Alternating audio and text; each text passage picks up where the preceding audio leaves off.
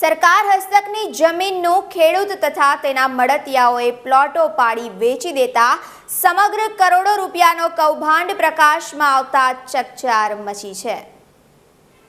ગરીબ મધ્યમ વર્ગ કે પછી સમાજના દરેક લોકોનું એક સ્વપ્ન હોય છે કે પોતાની માલિકીનું એક ઘર હોય, પણ સમાજમાં એવો પણ એક વર્ગ છે કે આવા ઘરની જરૂરિયાતવાળા લોકોની નિર્દોષતા, ભોળાપણાનો ઉપયોગ કરી તેમના પોતિકા સ્વપ્નોને ચકડોળી દેવામાં આવે છે।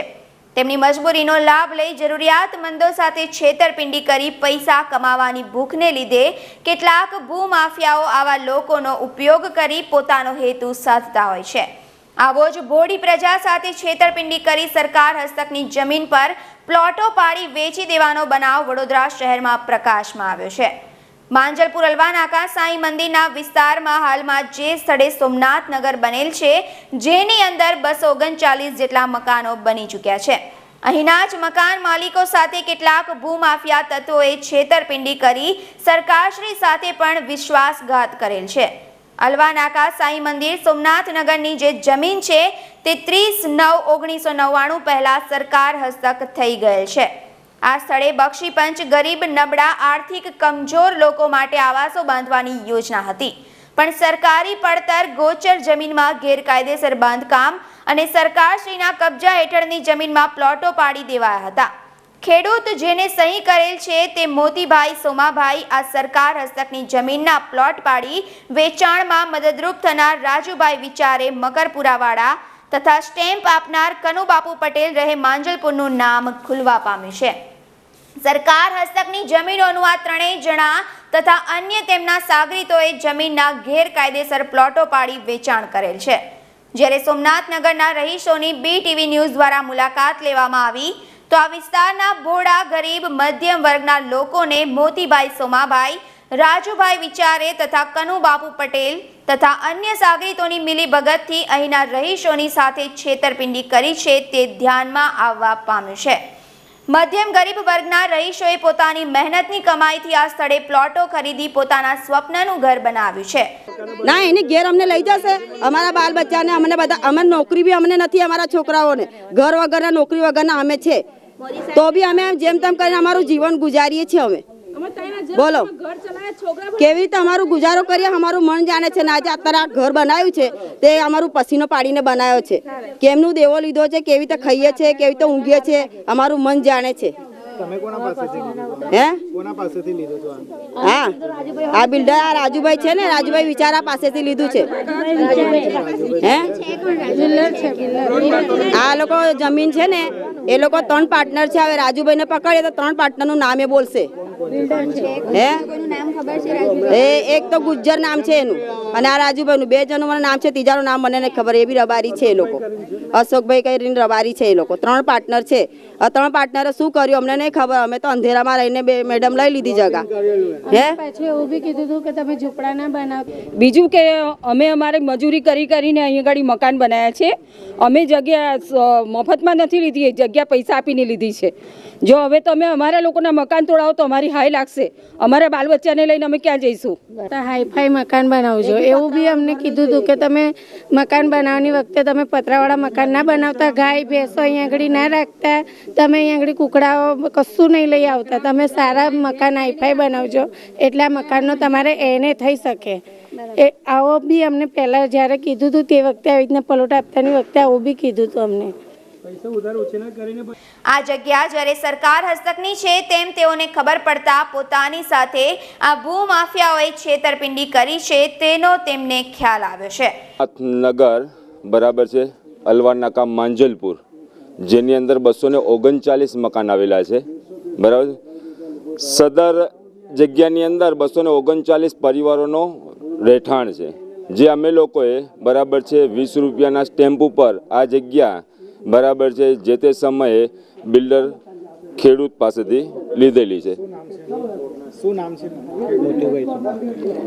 ખેડૂતનું નામ છે મોતીભાઈ સોમાભાઈ, બરાબર છે 20 રૂપિયાના સ્ટેમ્પ ઉપર મોતીભાઈ સોમાભાઈનું નામ છે, બરાબર છે। એમને આ જગ્યા જેમને એ લોકોએ આપી હતી બરાબર છે રાજુભાઈ, બરાબર છે, એમની પાસેથી અમે લોકોએ 239 મકાનવાળાએ મકાન જગ્યા લીધેલી છે. એ સમયે આપણે એ ખ્યાલ હતો કે આ સરકારી જમીન છે ના, જે તે સમય ઉપર અમને આ વસ્તુની કોઈ પણ જાતની માહિતી હતી નહીં કે આ જગ્યા સરકારી જમીનની છે, સરકારી જમીન છે. બરાબર છે, સરકાર થયેલી આ જગ્યા છે એ અમને લોકોને કોઈને માહિતી હતી.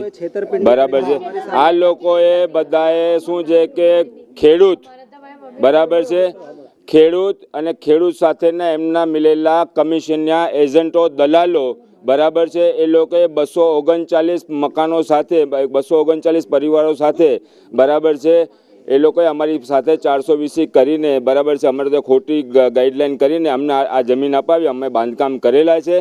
ભૂતકાળમાં પણ આવા સરકારી જમીનો પર પ્લોટો પાડી વેચી દેનારા ભૂમાફિયાઓને પાસા સુધીની સજા થયેલ છે.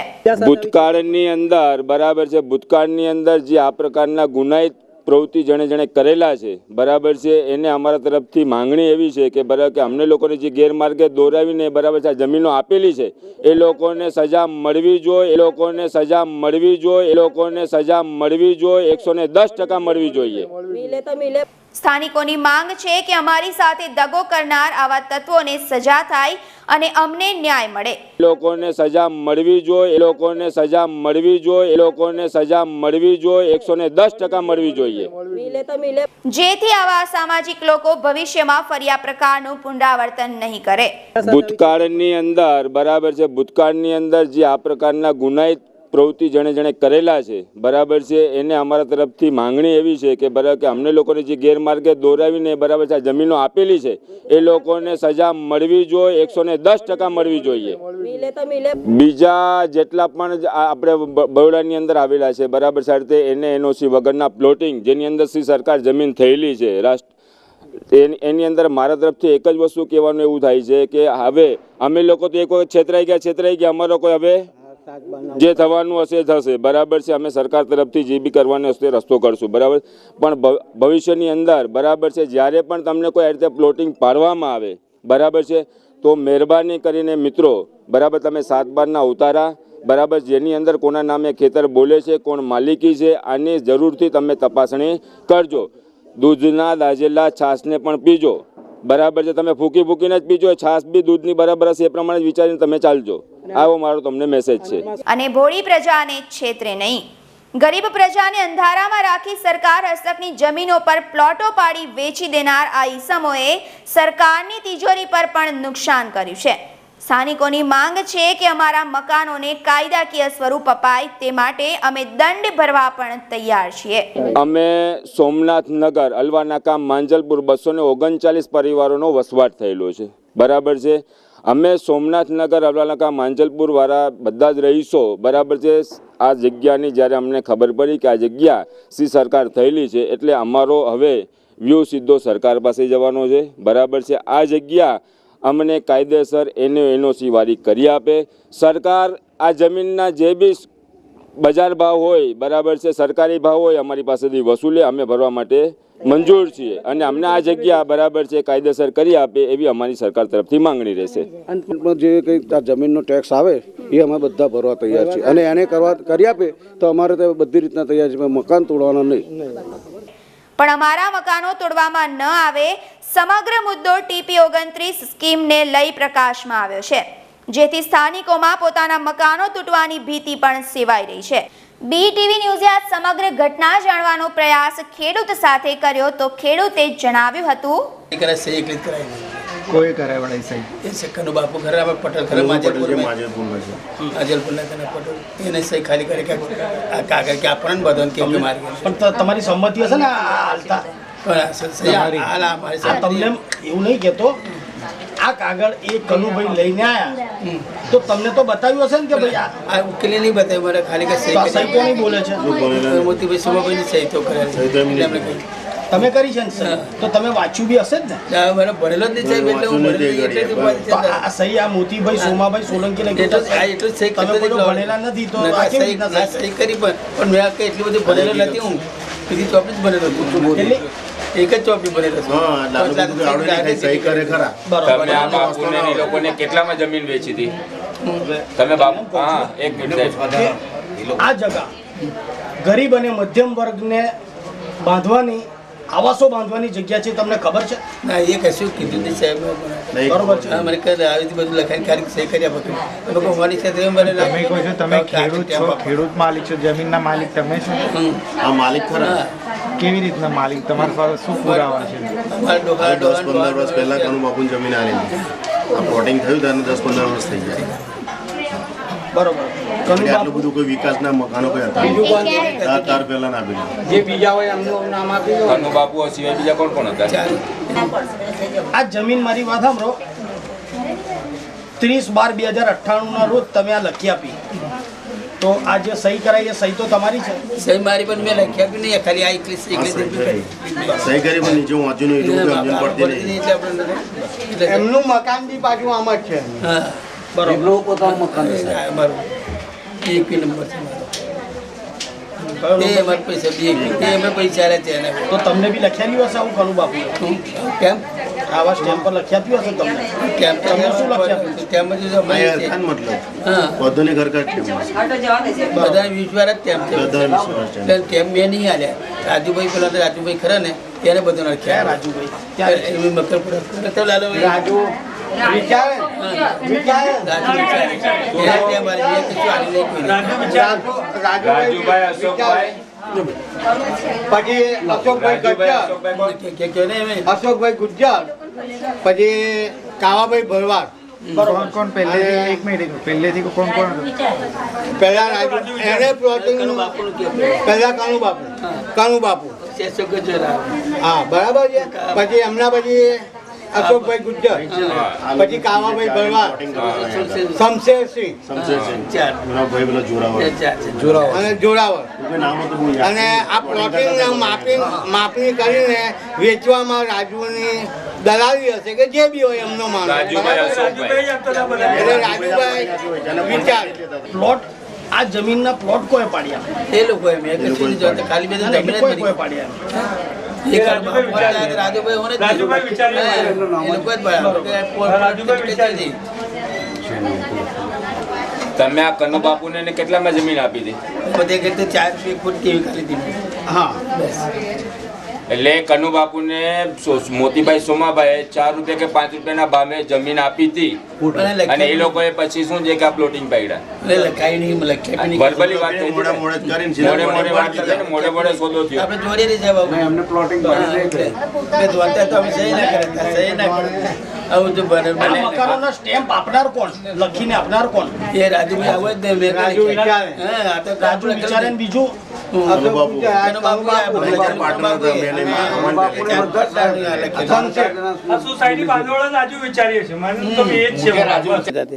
કે મેં એને કાપીને મને એના પૈસા આલ્યા 4 રૂપિયા ફૂટલા.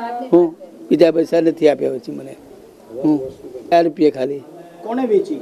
એ મારી ઘરે કહેવાયા હતા, મને કહેવાયા હતા. કનુભાઈને તો કોને આપણે કનુભાઈ બાપુ કોણે તમારી જમીન કોણે આપી? કનો બાપુ ના લી અમે સાહેબ. બરોબર. હા પછી કનુ બાપુએ શું કર્યું? એ કહે છે પલોટ આપણે મારે પાડવાના છે ને તે કે જમીન આપણે આપણી તમારી જમીન પૈસા તમને આટલા આલું છું પહેલાં કે કેટલા બાય કેટલાના પ્લોટ પાડ્યા? હા એ 12/30 ના જ છે ને બીજા કોઈ બીજા જ ના 12/30 ના જ છે. હા છે એવા છે 12/30 ના જ છે બીજા આ ક્યાં છે પણ મન છે. શું ભાવમાં વેચ્યા એમને? અમે ચેકવાની એ ભાઈ 30 નહીં. એમને ભાઈ ખબર નથી સાહેબ શું ભાવનો અમને કનો ભાવ પર લીધા 12/30 નો પ્લોટ રહ્યો ને 50,000 રૂપિયા વેચ્યો હા છે. બસ એમ કહેવાનું તમારે. હા તો મેં વેચ્યા નથી, એ લોકોએ વેચ્યા છે બધું પાડીને પ્લોટ પાડીને એ લોકો છે, મેં નહીં વેચ્યા. ખાલી મેં તો જમીન એકલી જ આપી છૂટો હતો કર્મ હતો. એમને એવું ખબર નહીં કે પ્લોટ હા સાહેબ. આ કાગળ પર તમે સ્ટેમ્પ પર 20 રૂપિયાના સ્ટેમ્પ પર તમે પબ્લિકને લખી આપ્યું સાહેબ પણ મેં હું જોતો હતો સાહેબ સહેજ ના કરે જ ને સાહેબ. બરોબર. હું એટલે મને કીધું કે આ તમારી જગ્યામાં મકાનો બને છે તો તમને નહીં ખબર પડી હોય? તે ઘડી ભરાવતા હતા બકર તે કરતા પર રાજુ ભરવા એ પેલો રાજુભાઈ મકરપુરા એવો રાખેલું છે ને એ પણ આપણે કઈ રીતે પૂછાય એ લોકો જમીન આપણે આપણી દીધી. હવે પલોટી જગ્યા આપણે કીધેલું નહીં, પલોટી જગ્યાનું આપણે નહીં કીધું કે પલોટીને આપવાના અમારે. હું આવું કીધું મને. જોયું દર્શક મિત્રો, આ હતા આપણા ખેડૂત સાવ ભોળા બની રહ્યા છે કે જાણે એમને કઈ વાતની ખબર જ ન હોય. હવે વાત કરીએ પ્લોટ પાડનાર રાજુભાઈ વિચારે સાથે. હું સાહેબને વાત કરી હતી તો સાહેબ મને કીધું તમારે આ ઘરથી કહે છે કે તમે નથી.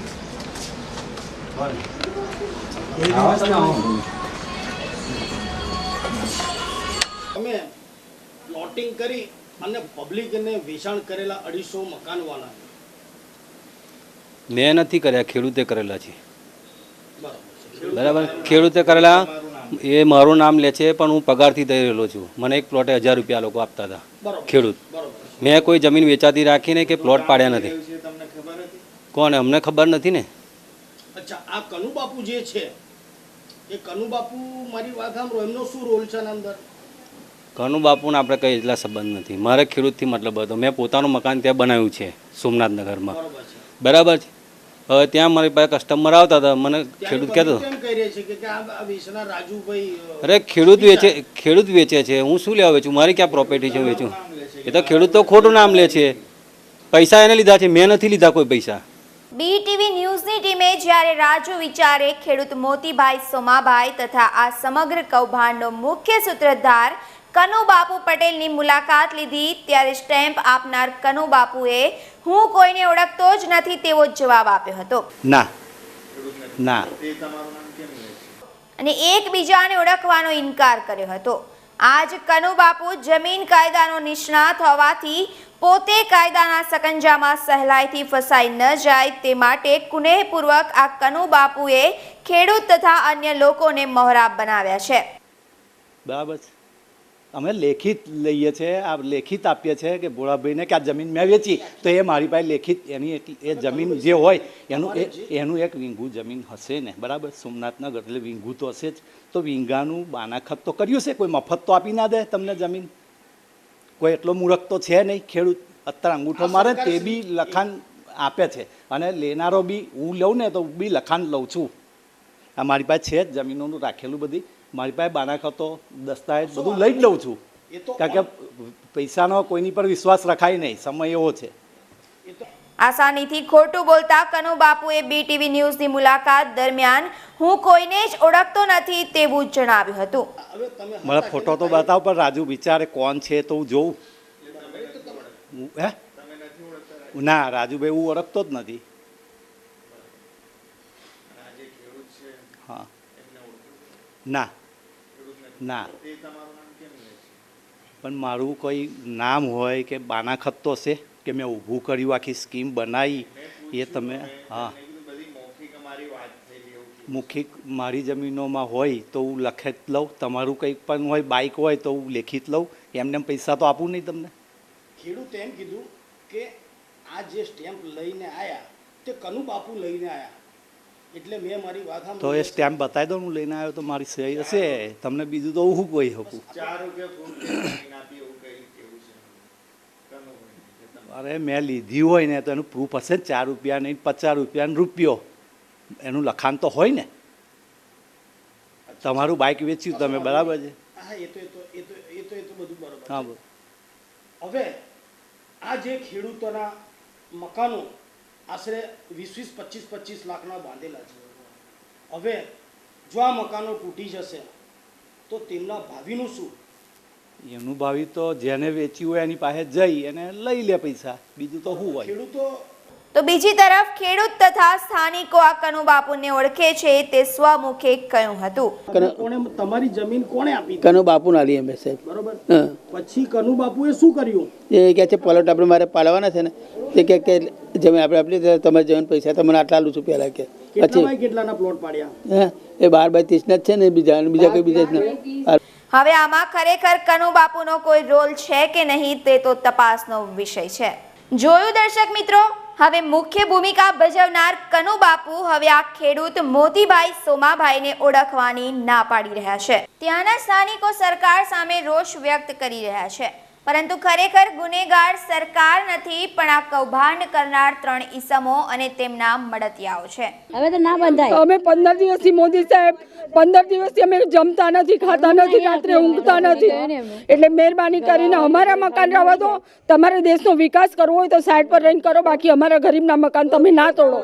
ઉલ્લેખનીય છે, જમીન માફિયાઓએ સરકાર હસ્તકની 1,43,000 સ્ક્વેર ફૂટ જમીન પર પ્લોટો પાડીને વેચી દીધી છે. તેની આજના બજાર ભાવ પ્રમાણે અંદાજિત કિંમત 40 થી 50 કરોડ રૂપિયા થાય છે. તો આવા કરોડો રૂપિયાનું કૌભાંડ કરી મીઠી નીંદર માણી રહેલ જમીન માફિયાઓને કાયદો પોતાનું અસલ રૂપ દેખાડે અને કરોડોના કૌભાંડી તત્વોને જેલના સળિયા પાછળ ધકેલે તેવી લોક માંગ ઊભી થવા પામી છે. ત્યાંના સ્થાનિકો સરકાર સામે રોષ વ્યક્ત કરી રહ્યા છે, પરંતુ ખરેખર ગુનેગાર સરકાર નથી પણ આ કૌભાંડ કરનાર 3 ઈસમો અને તેમના મળતિયાઓ છે. અને પોતાને ન્યાય મળે અને આવા અસામાજિક તત્વોને કઠોરમાં કઠોર સજા થાય તેવી માંગ પણ ઊભી થઈ છે. હવે આવનાર સમય જ બતાવશે કે સત્ય શું છે.